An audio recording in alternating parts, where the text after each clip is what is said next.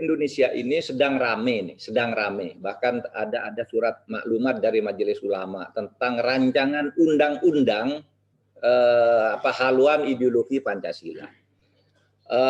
Di Madura muncul pernyataan kiai-kiai yang sangat bagus. Pokoknya menolaklah bangkitnya kembali komunisme. Majelis Ulama juga mengeluarkan maklumat seperti itu ke 2 hari yang lalu. Orang-orang Madura juga sensitif. Nah, saya katakan orang Madura itu sejak dulu anti komunis.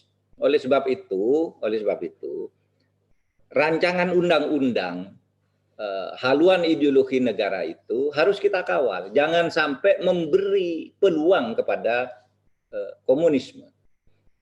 Saya sebagai orang yang duduk di pemerintah sudah mengatakan bahwa komunisme tidak boleh hidup di Indonesia.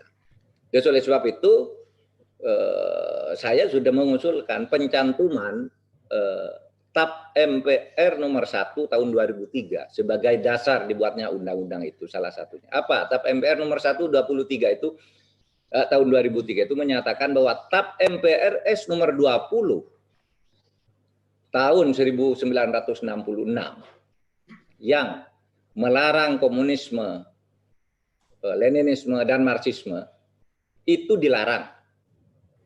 TAP MPRS nomor 25 tahun 1966 itu oleh TAP MPRS terakhir, oleh TAP MPR terakhir nomor 1 tahun 2003 yang dikenal TAP Sapu Jagat. Di situ Pak Didik Rahbini ikut di MPR, kita membuat TAP MPR itu pada waktu itu bahwa komunisme tetap dilarang. Oleh sebab itu kita usahakan agar itu nanti masuk di dalam undang-undang. Yang kedua, Pancasila itu adalah Pancasila yang ada di dalam pembukaan Undang-Undang Dasar 1945.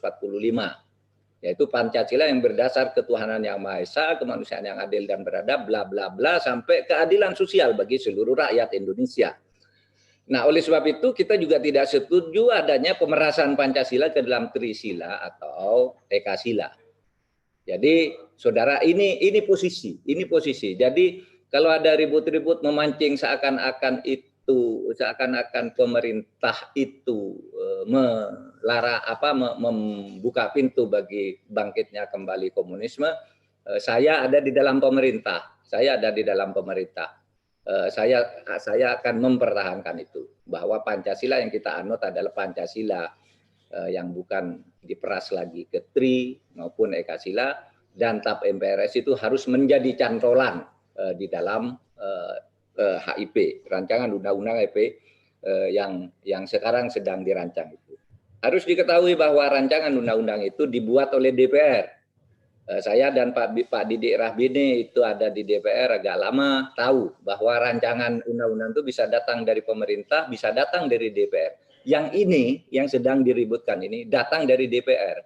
Dan kita akan menilainya, kita akan mengoreksinya sampai akhirnya Pancasila yang dikatakan dibuatnya undang-undang itu untuk memperkuat ideologi dasar sebagai Pancasila sebagai dasar ideologi negara, kita arahkan ke situ bahwa Indonesia betul-betul negara Pancasila dengan segala kesepakatan politik yang sudah dicapai sejak tahun 66 sampai tahun 2003.